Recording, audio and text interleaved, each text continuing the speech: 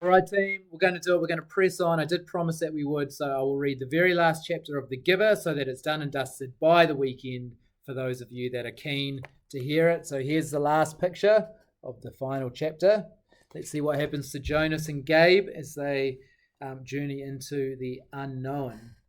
Chapter 23. Jonas felt more and more certain that the destination lay ahead of him, very near now in the night that was approaching. None of his senses confirmed it. He saw nothing ahead except endless ribbon of road unfolding in twisting, narrow curves. He heard no sound ahead, yet he felt it, felt that elsewhere was not far away, but he had little hope left that he would be able to reach it. His hope diminished further when the sharp, cold air began to blur and thicken with swirling white. Gabriel, wrapped in his inadequate blanket, was hunched, shivering and silent in his little seat. Jonas stopped the bike warily, lifted the child down, and realized with heartbreak now how cold and weak Gabe had become. Standing in the freezing mound that was thickening around his numb feet, Jonas opened his own tunic, held Gabriel to his bare chest, and tied the torn and dirty blanket around them both. Gabriel moved feebly against him and whimpered briefly into the silence that surrounded them. Dimly, from a nearly forgotten perception as blurred as the substance itself, Jonas recalled what the whiteness was. "It's called snow, Gabe," Jonas whispered. "Snowflakes. They fall down from the sky, and they're very beautiful." There was no response from the child who had once been so curious and alert. Jonas looked down through the dusk at the little head against his chest.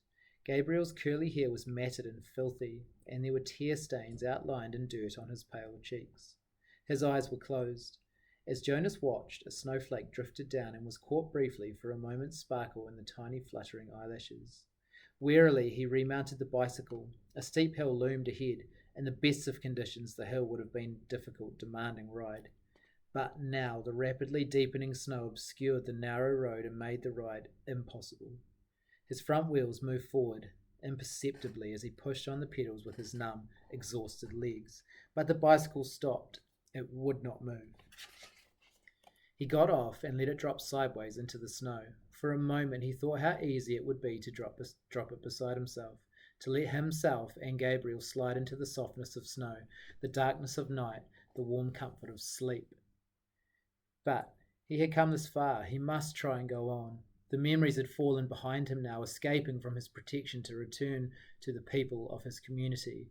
Were there any left at all? Could he hold on to the last bit of warmth? Did he have the strength to give? Could Gabriel still receive? He pressed his hands into Gabriel's back and tried to remember sunshine. For a moment it seemed that nothing came to him, that his power was completely gone. Then it flickered suddenly, and he felt tiny tongues of heat begin to creep across and into his frozen feet and legs. He felt his face begin to glow and the tense cold skin of his arms and hands relax. For a fleeting second he felt that he wanted to keep it for himself, to let himself bathe in the sunlight unburdened by anything or anyone else. But the moment passed and was followed by an urge, a need, a passionate yearning to share the warmth with the one person left for him to love. Aching from the effort, he forced the memory of warmth into the thin, shivering body in his arms. Gabriel stirred. For a moment they were both bathed in warmth and renewed strength as they stood hugging each other in the blinding snow. Jonas began to walk up the hill. The memory was agonizingly brief.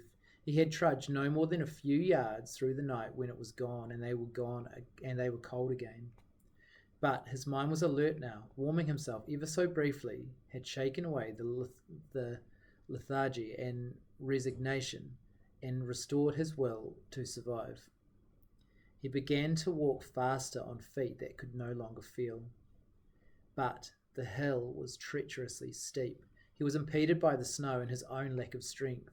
He didn't make it very far before he stumbled and fell forward. On his knees, unable to rise, Jonas tried a second time. His consciousness grasped at a wisp of another warm memory and tried desperately to hold it there, to enlarge it and to pass it into Gabriel. His spirits and strength lifted with the momentary warmth, and he stood. Again, Gabriel stirred against him as he began to climb. But the memory faded, leaving him colder than before. If only he had time to receive more warmth from the giver before he escaped. Maybe there would be more left for him now, but there was no purpose in if-onlys.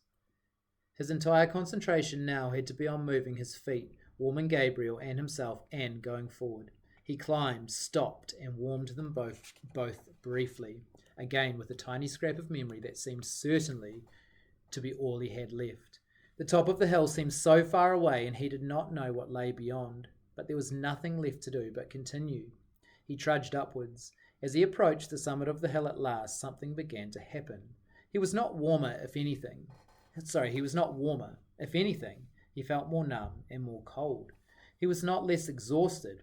On the contrary, his steps were laden and he could barely move his freezing, tired legs. But he began suddenly to feel happy. He began to recall happy times. He remembered his parents and his sister. He remembered his friends Asher and Fiona. He remembered the giver. Memories of joy flooded through him suddenly. He reached the place where the hill crested and he could feel the ground under his snow-covered feet become level. It would not be uphill anymore. "We're almost there, Gabriel," he whispered, feeling quite certain without knowing why. "I remember this place, Gabe," and it was true. But it was not a grasping of a thin and burdensome recollection. This was different. This was something that he could keep. It was a memory of his own.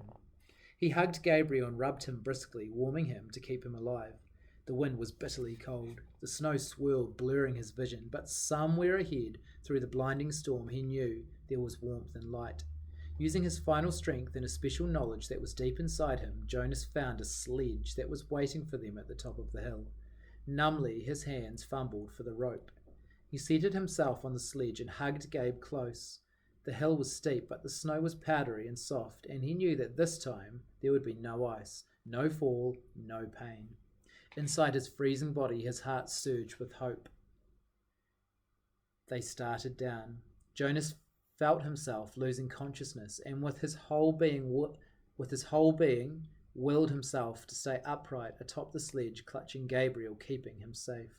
The runners sliced through the snow, and the wind whipped his face as they sped in a straight line through an incision that seemed to lead to the final destination, the place that he had always felt was waiting, the elsewhere that held their future and their past. He forced his eyes open as they went downwards, sliding, and all at once he could see lights, and he recognized them now.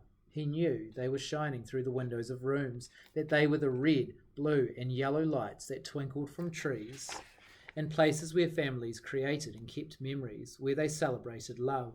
Downwards, faster and faster. Suddenly he was aware with certainty and joy that below, ahead, they were waiting for him, that they were waiting too for the baby. For the first time he heard something that he knew to be music. He heard people singing.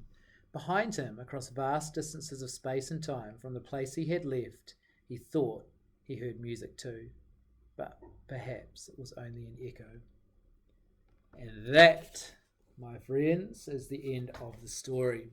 So a pretty interesting ending there. They kind of leave it a little bit open to interpretation, which makes for interesting discussion. So if you have any opinions or any thoughts, anything that you want to discuss about this book, please feel free to post on your team's channel under the shared story in your class team, and I'll be happy to discuss and hear what you guys think of the book, and you guys can also discuss it amongst yourselves as well.